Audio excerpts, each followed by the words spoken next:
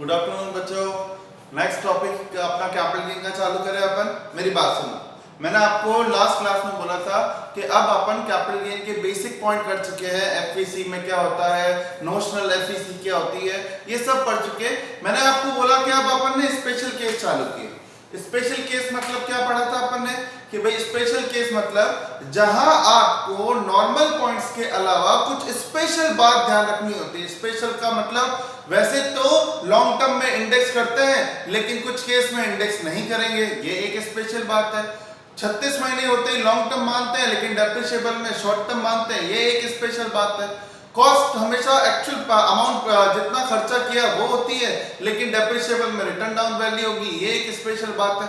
मेरी बात समझ में आ रही है? जैसे कंपनसेशन में पढ़ा था अपन ने कि गवर्नमेंट वैसे तो किस साल टैक्स लगता है, जिस साल ट्रांसफर हो, लेकिन गवर्नमेंट अगर कंपलसरी एक्वायर करे तो in the year of receipt tax लगता है। तो ऐसी कई बातें अपन ने वहां पे पढ़ी थी। अब अपन एक बहुत बड़ा टॉपिक ले रहे हैं, that is special case number 3, capital gain in case of slump sale. अब ये स्लम सेल क्या है बच्चों, वो मेरी बात समझो। देखो, अब तक इतने दिनों से जो मैं आपको कैपिटल गेन पढ़ा रहा था उसमें मैंने कई क्वेश्चंस आपको दिए। क्या बोला मैंने बच्चों, इस बिल्डिंग का कैपिटल गेन निकालो, इस लैंड का कैपिटल गेन निकालो, मशीन का निकालो या फर्नीचर का निकालो। लेकिन मैंने अभी तक आपको एक भी पॉइंट ऐसा नहीं बताया जहां पे मैंने कहा इसके बिजनेस का कैपिटल गेन निकालो। क्या बोल रहा हूं मैं, इसका मतलब समझना। अब मान लो आज आप न्यूज़पेपर पढ़ रहे हो, न्यूज़पेपर के अंदर आया कि ये एक बंदा है जो कि उसने ऐड दिया है न्यूज़पेपर में, मैं अपनी स्कूल 2 करोड़ रुपए में बेचना चाहता हूं। आपने ये ऐड देखा।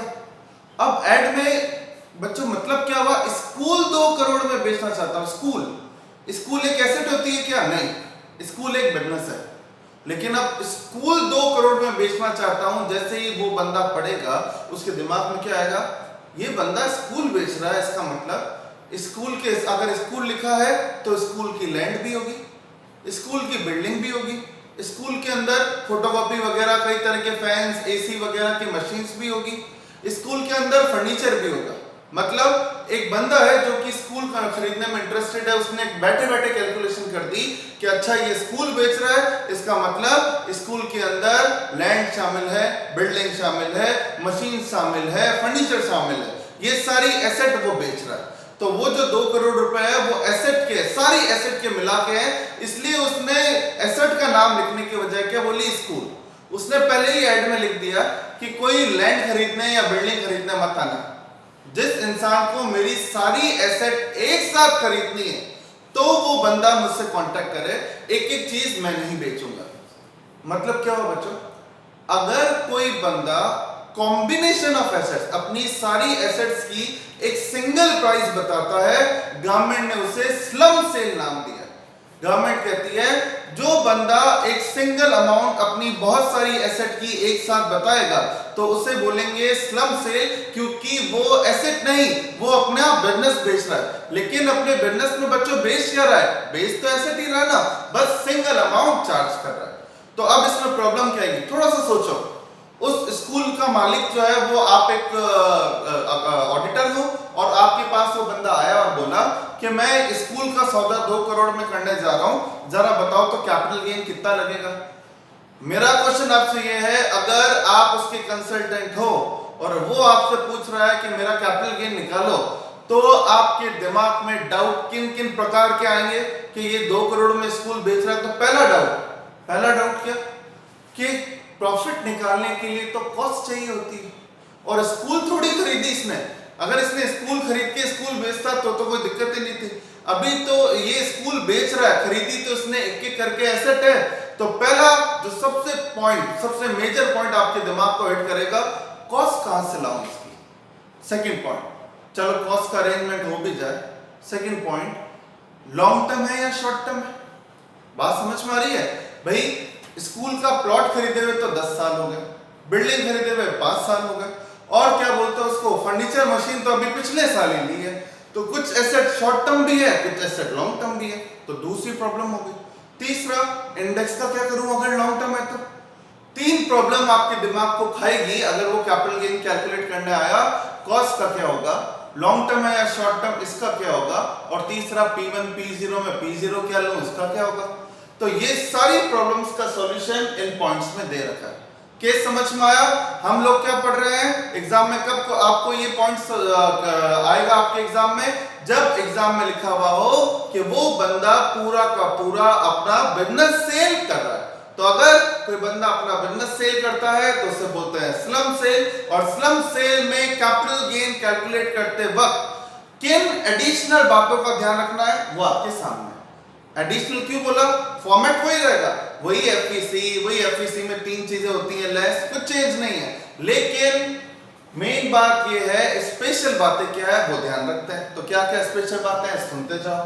पहला पॉइंट देखो, पहला point benefit of indexation is not allowed, समझ में आ गया।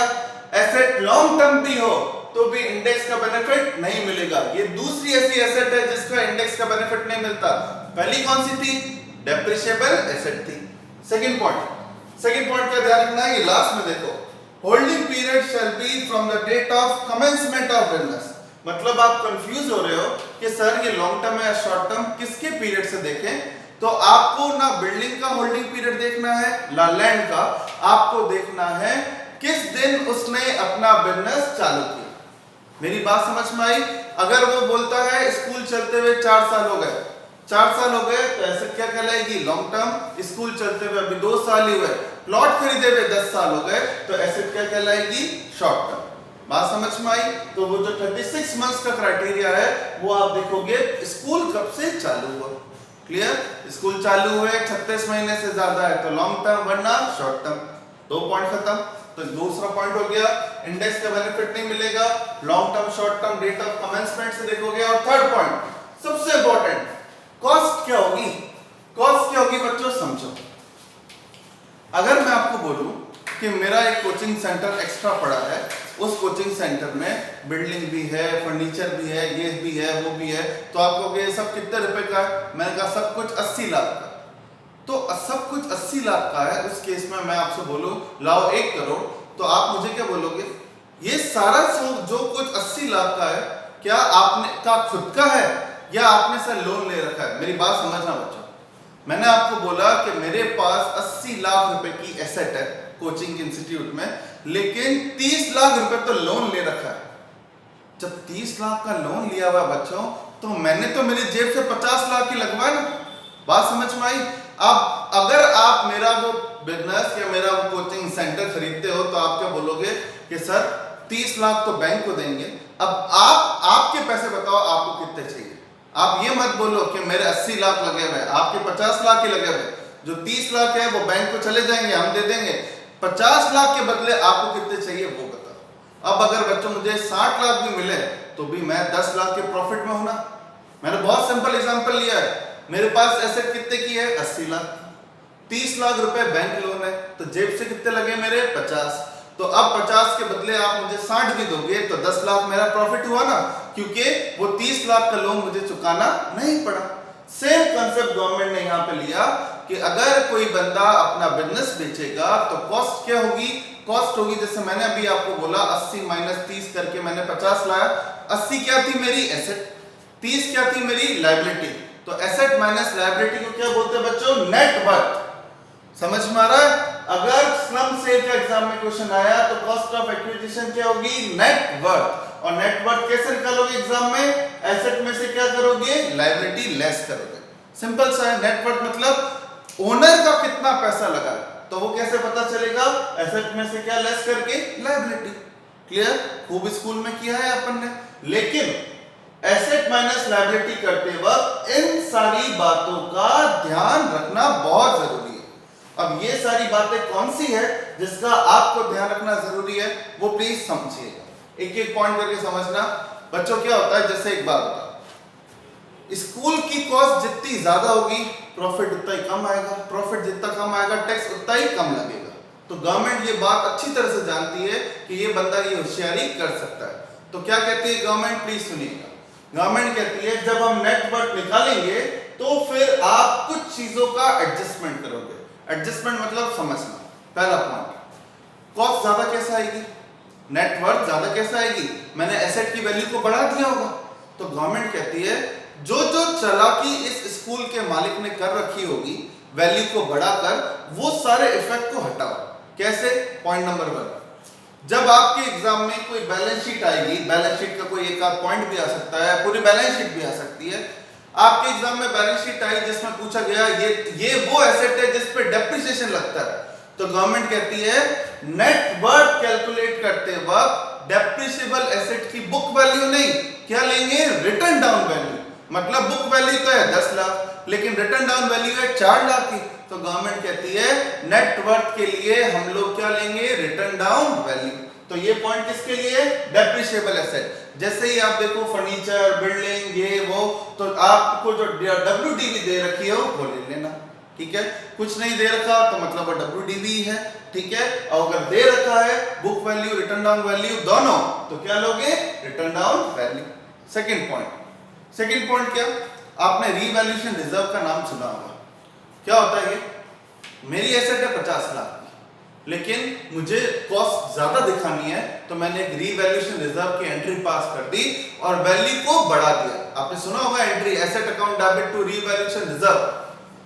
गवर्नमेंट कहती है इसका वैल्यू बढ़ाने का इंटेंशन ये है, एसेट की वैल्यू ज्यादा है तो नेट वर्थ ज्यादा है, तो गवर्नमेंट कहती है मिस्टर ये नहीं चलेगा।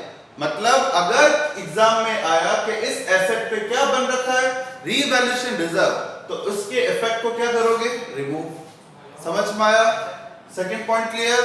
ठीक है, क्वेश्चन करते ही एकदम क्लियर हो जाएगा आपको। और पॉइंट तो डेप्रिसिएबल एसेट की रिटर्न डाउन वैल्यू लेनी है, रीवैल्यूएशन रिजर्व को हटाना है। थर्ड पॉइंट अदर एसेट है तो बुक वैल्यू जो दे रखा है वो ले लेना।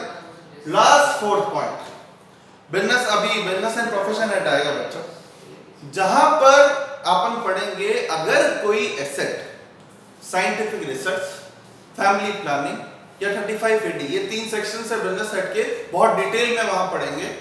अगर ये वो सेक्शन है जहां पे गवर्नमेंट जी खोल के, अपना पूरा दिल खोल के आपको बेनिफिट देती है। तो अगर आपने अपनी एसेट इन 3 कारणों की वजह से खरीदी थी, साइंटिफिक रिसर्च, फैमिली प्लानिंग या 35AD, तो गवर्नमेंट कहती है उसकी कॉस्ट निल लोगे। क्यों निल ले रहे हो? आपको आप बोलोगे सर निल क्यों? क्योंकि जितना खर्चा किया उसका फायदा बिजनेस हेड आपको ऑलरेडी दे चुका है। मेरी बात समझ में आई? तो बिजनेस हेड में अगर फायदा मिल गया तो यहां पर फायदा नहीं मिलेगा। कैसे फायदा मिला वो पूरा हेड आएगा तब बताऊंगा। फिलहाल आपको याद रखना है इन 3 का, अगर एसेट इन 3 चीजों से रिलेटेड है तो वैल्यू क्या लोगे? नहीं। तो ये बच्चों अपने बेसिक पॉइंट हुए। मैं वापस आपको एक पॉइंट करके रिपीट कर रहा हूं। स्लम सेल में क्या याद रखोगे? इंडेक्स का बेनिफिट नहीं मिलेगा। शॉर्ट टर्म या लॉन्ग टर्म बिजनेस कब से चालू हुआ वो देखोगे। तीसरा कॉस्ट क्या लोगे? नेटवर्थ। नेटवर्थ का formula asset minus liability. Asset क्या होगी? एसेट निकालते हो क्या क्या ध्यान रखोगे? डेप्रिसिएबल एसेट की रिटर्न डाउन वैल्यू लोगे, जिस एसेट पे रीवैल्यूएशन रिजर्व बना है उसको हटा दोगे, रिमेनिंग एसेट की बुक वैल्यू लोगे, और जो एसेट इन 3 चीजों से रिलेटेड है उसकी वैल्यू क्या लोगे? निल लोगे। क्लियर? समझ में आया? चलो इधर क्वेश्चन पे आ जाओ, हाथों हाथ क्वेश्चन से ही समझ में आएगा। क्वेश्चन है एक बंदे ने अपना पूरा फैक्ट्री बिजनेस 2 करोड़ में बेचा 1 जनवरी 2020 को, जो कि उसने कब चालू की थी फैक्ट्री? 1 अप्रैल 15 को। हमें कोई मतलब नहीं है ये लैंड बिल्डिंग कब की है। क्लियर? तो 1 अप्रैल 15 चालू किया, 1 जनवरी 20, 36 महीने हो गए। तो एसेट क्या है? Long term. लॉन्ग टर्म है लेकिन इंडेक्स नहीं करेंगे। एफईसी कितनी दे रखी है? 2 करोड़। एफईसी में तो कोई स्पेशल पॉइंट है ही नहीं, तो चालू करें अपन। सबसे पहले एफईसी तो 2 करोड़ आ गई। अब आपको सबसे इंपॉर्टेंट निकालनी है कॉस्ट ऑफ एक्विजिशन, जो क्या होती है? नेटवर्थ। नेटवर्थ में क्या लेंगे? पहले एसेट की टोटल करो और लायबिलिटी क्या करेंगे? लेस। तो चलो एसेट की टोटल करते हैं, एक एक करके एसेट की टोटल करेंगे, लेकिन पॉइंट्स ध्यान में रखेंगे।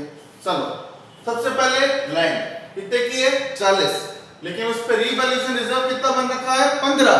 तो इसका मतलब इफेक्ट को हटाइए, लैंड की वैल्यू कितनी मानी जाएगी एसेट की टोटल करते वक्त? 25 लाख। ये मैं नेट वर्थ निकाल रहा हूं, ठीक है। नेक्स्ट बिल्डिंग 90 लाख की है, 90 लाख की बिल्डिंग है, कोई रिजर्व नहीं बना हुआ, ठीक है 90 ले लो। तीसरा डेटर्स, अदर एसेट की बुक वैल्यू लेते हैं। फर्नीचर डेप्रिसिएबल एसेट है, रिटर्न डाउन वैल्यू दे रखी है तो ये नहीं, रिटर्न डाउन वैल्यू लेंगे। अगला, मशीन साइंटिफिक रिसर्च के लिए यूज हुई, और साइंटिफिक रिसर्च के लिए यूज हुई तो वैल्यू क्या लेंगे, nil। समझ में आया? ये आ गई एसेट की टोटल 25 और 25 50 140। ठीक है, अब लेस करते हैं लायबिलिटी। लायबिलिटी में चलो इधर बिल्डिंग पे लोन ले रखा है 55 लाख, तो लोन तो लेस हो गई। ठीक है, फिर रिवैल्यूएशन रिजर्व लेस कर चुके, क्रेडिटर्स 10 लाख। बस रिजर्व और कैपिटल थोड़ी लेस करते हैं, बस ये लेस करना, लोन लायबिलिटी तो लेस करते हैं। अब कितने रुपए रह गए वो देखो, शायद कितने 75। ठीक है, ये 75 लाख क्या आ गई नेट वर्थ। आपने कितने में बेचा, 2 करोड़ में, तो 2 करोड़ में कॉस्ट ऑफ एक्विजिशन 75 लेस हो जाएगी और 1 करोड़ 25 लाख आपका कैपिटल गेन आएगा। कॉस्ट ऑफ ट्रांसफर है तो वो भी लेस हो जाएगी, बाकी मोटे तौर पे ये काम हो गया। समझ में आया? पॉइंट याद रखोगे तो क्वेश्चन हाथों हाथ सॉल्व। क्लियर? तो ये क्वेश्चन है आपके पीडीएफ नोट्स में, वो आप लोग ट्राई करो जब तक। ठीक है, फिर अपन नेक्स्ट पॉइंट की तरफ चलते हैं।